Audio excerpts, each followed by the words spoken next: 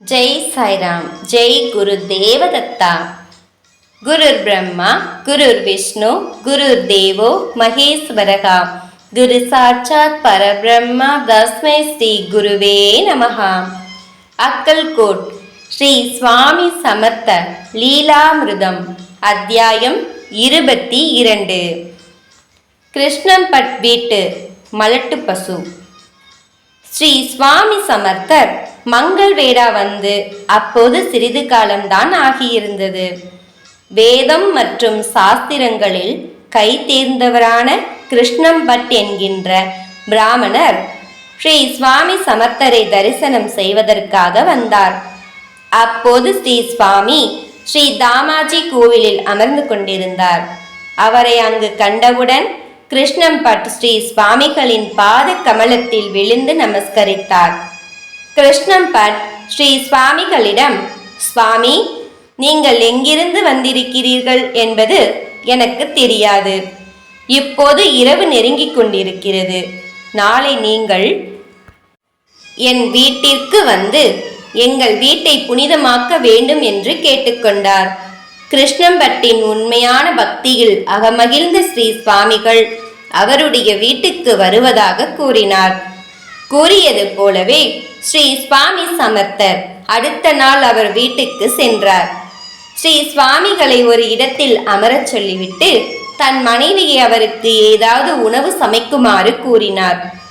அவருடைய மனைவி கீதாபாய்க்கு என்ன செய்வதென்றே புரியவில்லை.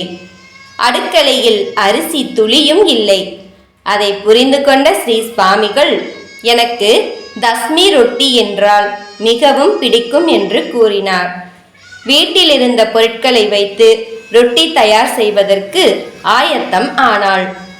அதற்கு தேவையான பால் வாங்குவதற்காக வெளியே கிளம்பினாள். அதை கவனித்த ஸ்ரீ சுவாமி சமர்த்தர், உங்கள் வீட்டிலேயே பசு இருக்கும் போது ஏன் வெளியே சென்று வாங்க வேண்டும் என்று கேட்டார். சுவாமி, இந்த பசு எங்களுக்கு பால் கொடுப்பதை நிறுத்தி 4 வருடங்கள் ஆகிவிட்டது என்று கூறினாள்.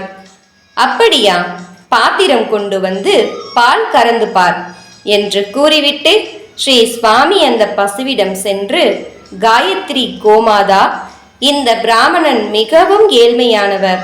நீ அவரிடம் அன்பாக நடந்து கொள்ளவில்லை என்றால் அவர் என்ன செய்வார்?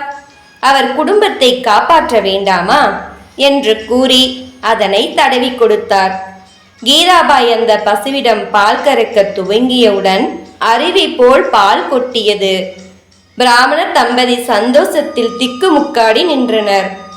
ஏழைகளின் பங்காளனான ஸ்ரீ சுவாமி சமர்த்தரின் கருணைக்கு எல்லைதான் ஏது.